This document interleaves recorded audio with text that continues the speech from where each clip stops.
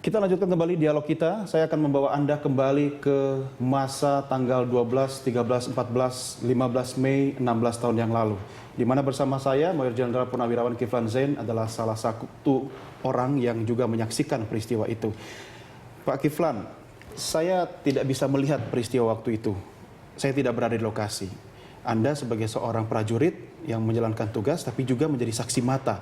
Saya menangkap ada kata-kata yang menarik tadi Pak, ketika Bapak mengatakan bahwa ini bisa saja ada beberapa orang atau kelompok yang terlibat untuk mendesain. Apakah yang Bapak maksud itu adalah mendesain peristiwa kerusuhan massa atau mendesain itu kerusuhan hanya sasaran antara untuk maksud tertentu Pak? Kerusuhan massa yang mendesain dalam rangka untuk mencapai sasaran tertentu, yaitu supaya keadaan rusuh kacau, Pak Harto turun. Itu saja desainnya, dan saya mengerti. Kebetulan ada orang intel saya yang melapor ada suatu rapat di sana. Di mana tuh Pak rapatnya? Nanti itu masih di Jakarta? Masih di Jakarta. Kemudian setelah itu terjadi ledakan-ledakan, orang yang meledakkan itu lapor sama saya. Ada satu desainnya. Ya tujuan terakhir kacau nggak bisa dikendalikan. Ya seperti Ukraina lah contohnya gitu. Karena kacau ya presidennya turun. Ini diharapkan juga Pak Harto turun dengan desain ini. Kekacauan ini berarti merupakan bagian dari skenario yang disiapkan oleh sekelompok orang yang tadi Anda katakan. Skenario yang disiapkan. Termasuk penembakan mahasiswa Trisakti bagian dari skenario kelompok itu? Kalau itu saya nggak ngerti. Atau imbas dari kekacauan? Ya bisa terjadi ya, imbas dari kekacauan. Tidak, itu pemicu bukan imbas. Pemicu, ya. Pemicu terjadinya kekacauan. Pemicu itu mungkin tidak disadari Pak oleh seperti kata-kata Anda tadi, pihak-pihak yang mendesain peristiwa kerusuhan ini. Pasti disadari, orang punya tujuan kok. Berarti direncanakan Pak? Dirancang. Apa yang Anda lihat dan saksikan Pak pada saat itu? Apakah sebenarnya sipil bergerak atau sipil bersenjata bergerak atau seperti apa? Sipil tidak bersenjata. Jadi kekacauan itu karena ada yang meledakkan, yang lain mencontoh. Situasi itu waktu panas karena kurs naik, ya sampai di 17.000 keadaan udah nggak bisa dikendalikan, harga barang mahal, susah beras. Jadi rakyat waktu itu merasa ada krisis moneter juga krisis moneter, penyebab krisis moneter itu. Jadi dengan demikian rakyat merasa ada nih sekali ada bagaikan ketidakpuasan terhadap pemerintahan itu.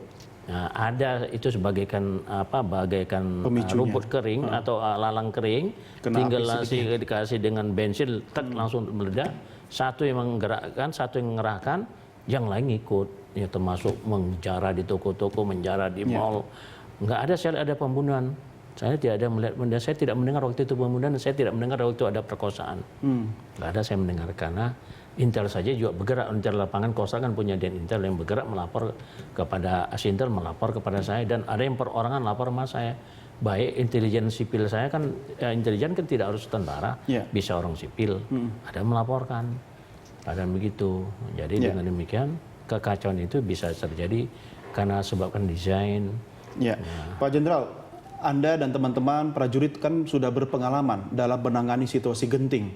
Ketika akan terjadi misalnya aksi kerusuhan yang berujung pada chaos, seharusnya kan sudah bisa diprediksi oleh aparat keamanan kita.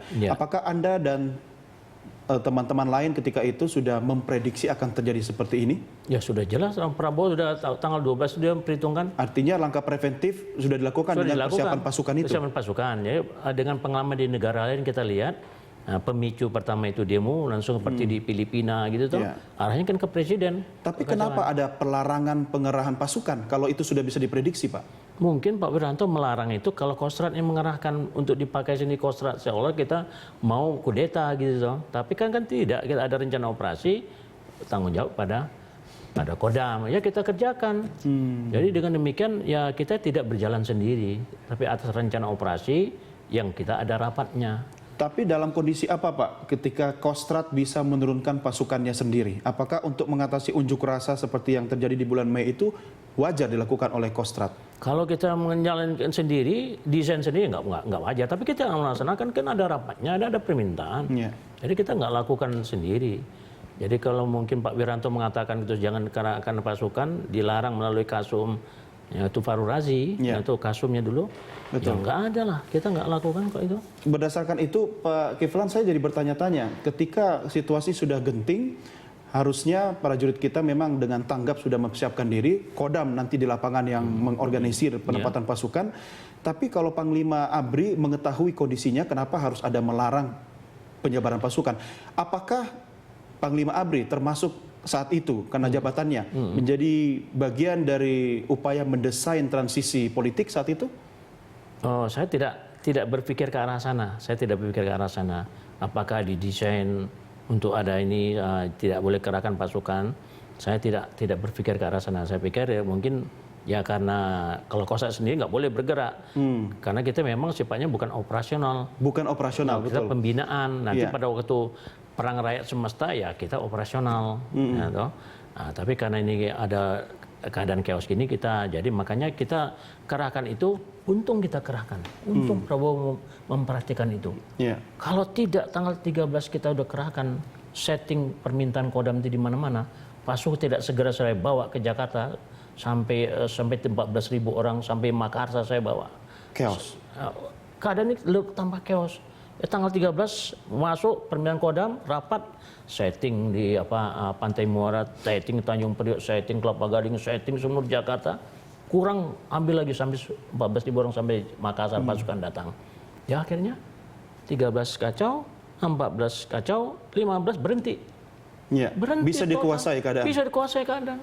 3 hari saja kita tukar. Pak Kiflan, aktivitas pengarahan massa, penggalangan kekuatan masyarakat sipil itu bisa dilakukan oleh komponen masyarakat sipil ataupun militer juga. Ketika itu menjadi bagian dari sebuah desain yang terencana, Anda melihat lebih banyak yang melakukan ini komponen masyarakat yang mana, Pak?